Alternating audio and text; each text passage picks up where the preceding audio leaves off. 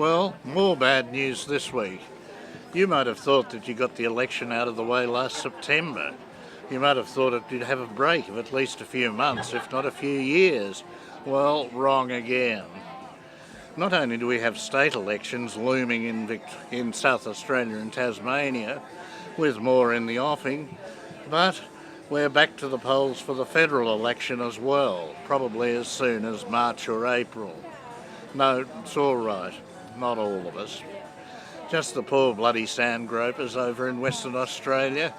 They have got to re-elect half the Senate, which doesn't sound like a big deal, but it means they've got to go through the whole schmozzle, the whole campaign rhetoric yet again, the posters, the rah-de-dah, the whoop-de-doo, the lies, the deceptions, the bribes, the promises that nobody ever expects to keep. And at the end of it, what do they get? Well, 6 new senators, 3 of whom will be the same as they elected last time, but they just might find a bit of a difference in the last 3, and that's what makes it important. The Liberals got a much better result in Western Australia than they expected. They elected 3 senators straight away, and that's very unlikely to happen again.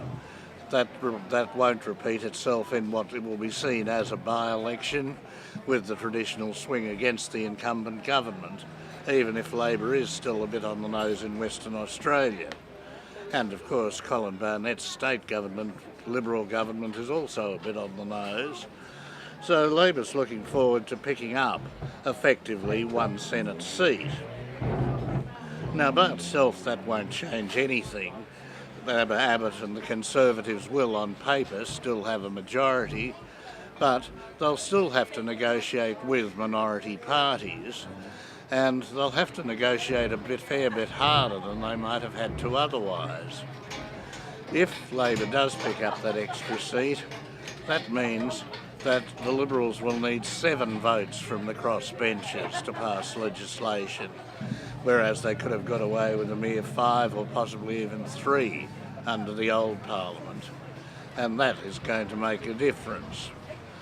Tony Abbott is not happy, and I suspect nor are the electors. And really, how did it happen? Well, a few votes went missing during the recount. Just a few votes. Probably could have been avoided for the price of a taxi fare. Instead, it's going to cost about $11 million to do the rerun, money which of course the budget can ill afford. There'll be all the distractions, which are the last thing the government would want, and the prospect of a bad result, which will be seen as a political kick in the teeth.